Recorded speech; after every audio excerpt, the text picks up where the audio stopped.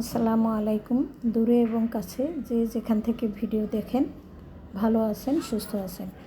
আলহামদুলিল্লাহ, আমরা বেশ ভালো আছি।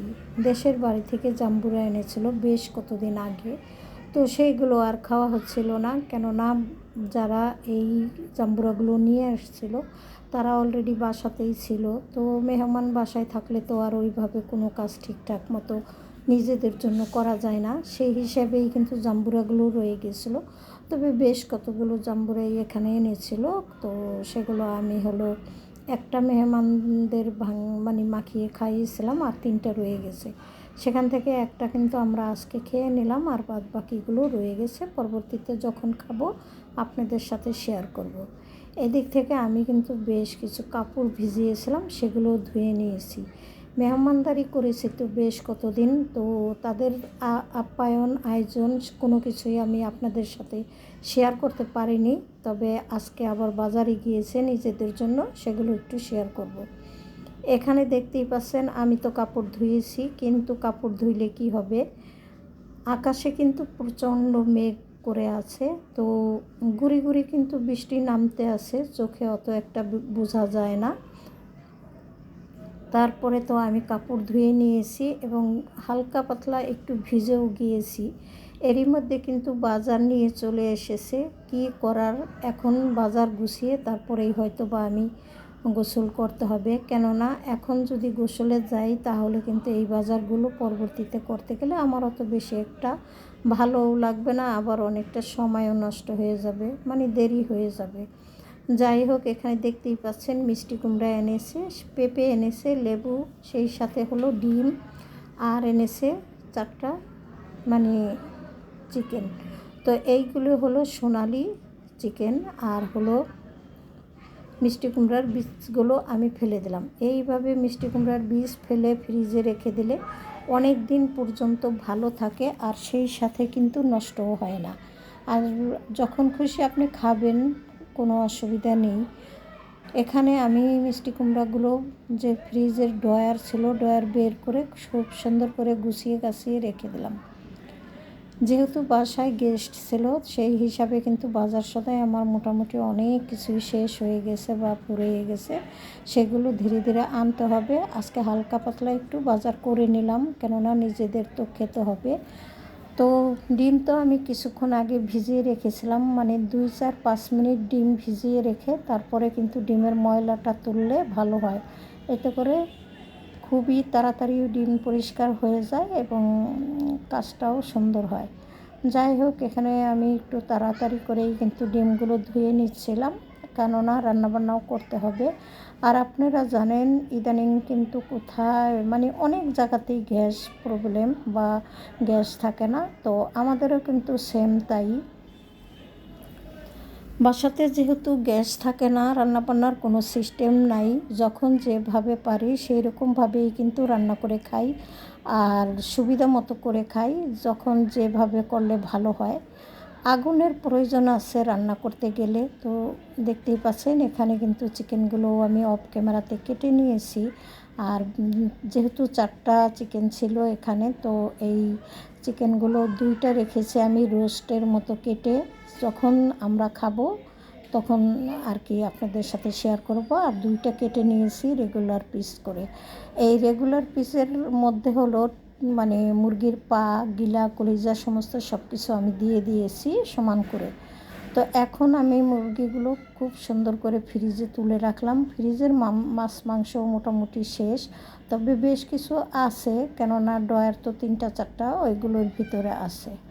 যাই হোক, টেবিলটা খুব সুন্দর করে গুছিয়ে নিলাম, মুছে পরিষ্কার করে নিলাম। তারপরে এই যে চলে এসেছি দুপুরের জন্য রান্না করতে। চেয়েছিলাম গোসল টোসল করে তারপরে একবারে রান্না করব, তো সেই কাজটা আর করা হলো না, কেননা সেই কাজ করতে গেলে আজকে আর খাওয়াই হবে না। এমনিতেই তো গ্যাস কম, তারপরে যদি আমি আবার দেরি করে রান্না বসাই তাহলে তো একেবারে রাতের বেলা খেতে হবে। সেইভাবে আগে কিন্তু আমি রান্নাটাই বসিয়ে দিলাম, আর এখানে আমি কি রান্না করি আপনাদের সাথে আমি শেয়ার করব। তো তো রান্না যখন করতে আসলাম ভাবলাম একটুখানি মশলা তৈরি করে নিই। এই মশলাটা কিন্তু আমি অনেক মাছ রান্না করার সময় মানে ইলিশ আর চিংড়ি মাছ ছাড়া মানে অন্য ধরনের মাছ রান্না করলে এই একটু মশলা আমি দিয়ে থাকি। তো মশলাটা তৈরি করব, ওদিক থেকে জাল তো খুবই কম, সে কারণে হইতে একটু সময় লাগবে। তো পাশাপাশি সবজিগুলো একটু ধুয়ে নিই। পেঁপে কেটে রেখেছিলাম, ধুয়ে সেদ্ধ বসিয়ে দিয়ে আসলাম। আর এদিক থেকে আমি হলো পাটা পুতা নিয়ে এসেছি ডাইনিং ছাড়া আমার কোনো উপায় নেই, কেননা কাউন্টার টপ তো নেই। সব প্রত্যেকটা ভিডিওতে বলে থাকি, এই কথাটা বারবার বলাটাও ঠিক না, তবে আমি এখানে বসেই বাটাবাটি করি। তো ওই মশলাটা তৈরি করতে কি কি লাগছে আপনাদের সাথে একটু বলে দেই। এখানে পেঁয়াজ আর তেজপাতা জিরা দিয়েছিলাম। ভাজা জিরা এমনিতেই যে কোনো মাছ রান্নাতে ব্যবহার করলে কিন্তু ভীষণ ভালো লাগে। তো এইভাবে যদি একদিন একটু বেটে রেখে দেন, পরবর্তীতে রান্না করার সময় হালকা পাতলা করে দিয়ে দিলে আর ঝামেলা থাকে না। প্রত্যেক দিন বাটাবাটি কিন্তু ভালোও লাগে না।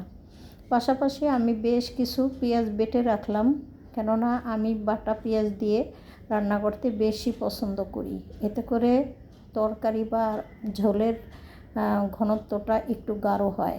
যাই হোক, এদিক থেকে ভাত কিন্তু বসিয়ে দিয়েছিলাম। আর রান্না করব হলো ডিম দিয়ে পেঁপে, সেই সাথে তো দেখবেন যে একটুখানি মিষ্টি কুমড়া ভাজি করে নিব। ওই যে চুলার তাপটা কিন্তু আপনাদের সাথে শেয়ার করে দিলাম, একটু কিন্তু জাল নেই। আমি এই নিবু জালেই কিন্তু এই হালকা পাতলা রান্নাগুলো করে নেব। ইচ্ছা ছিল একটা চিকেন রান্না করব, তবে এই জালে কিন্তু চিকেনটা সুন্দরভাবে রান্না হবে না। সে কারণে আমি আজকে আর চিকেন রান্না করব না, পরবর্তীতে রাতের বেলা রান্না করে নিব। আর রাতে যদি গ্যাস থাকে, ইদানিং রাতের বেলাতেও আমাদের এখানে গ্যাস থাকে না। তো রাত এবং দিন মিলাইয়া মানে এলোপাথালিভাবে কিছু রান্নাবান্না করে আমাদেরকে খেতে হয়। যাই হোক, এখানে রান্নাবান্না মোটামুটিভাবে শেষ করে নেব। তারপরে আমার হলো অনেক কাজ আছে, সেগুলোও করতে হবে। তবে আপনাদের সাথে কতটা শেয়ার করতে পারবো আমি জানি না। আমি হলো অফ ক্যামেরাতে অন্তত পক্ষে আরও কাজ আছে, সেগুলো করে নেব। এদিকে অনেকটা সময়ও হয়ে গেছে, দুপুর খাবার সময়। সবাই হয়তো বা চলে আসবে। সবাই যদি চলে আসে তাহলে তাদেরকে একটু বসিয়ে রাখতে হবে, এছাড়া কোনো উপায় নেই। তো পরিস্থিতি তো সবাই বুঝে বাসার, সে কারণে আর কোনো সমস্যা নেই দেরি হলেও।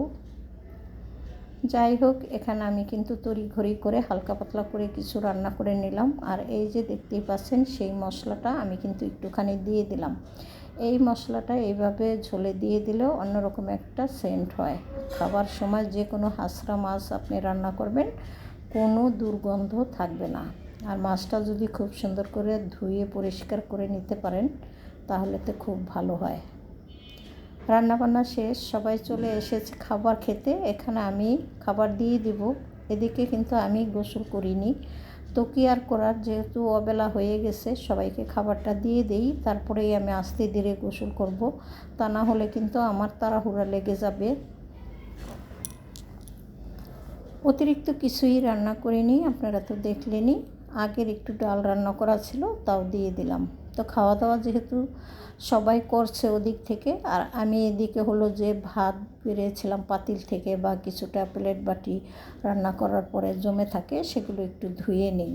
এই যে দেখতেই পাচ্ছেন, ঢাকনাটা একটু আপনাদের সাথে শেয়ার করলাম কেন, এই ঢাকনাগুলো কিন্তু কমসে কম 15 থেকে 20 বছর আগের, একটু কিন্তু হলুদের দাগ হয় নাই। আর এই পাতিলগুলোও কিন্তু সেরকমই 10 থেকে 15 বছর। কিন্তু আসলে একটা ব্যাপার হয়েছে কি, মাজা ঘষা তো খুব সুন্দর করে করেই রাখি। আর যদি আপনারা একটা এইভাবে ধুয়ে রাখেন তাহলে কিন্তু কোনো জিনিসই হলুদের দাগ হবে না। যেমন রান্না শেষ হতে না হতেই আপনি কিন্তু ঢাকনাটা সাথে সাথে ধুয়ে ফেলতে পারেন গরম অবস্থাতে। এই সময় কিন্তু ঢাকনায় হলুদের দাগ থাকবে না। আর যদি ঢাকনাটা জুড়িয়ে যায় তারপরে ধোয়াধায়ি করেন তাহলে কিন্তু হলুদের দাগটা ওইভাবে উঠতে চায় না।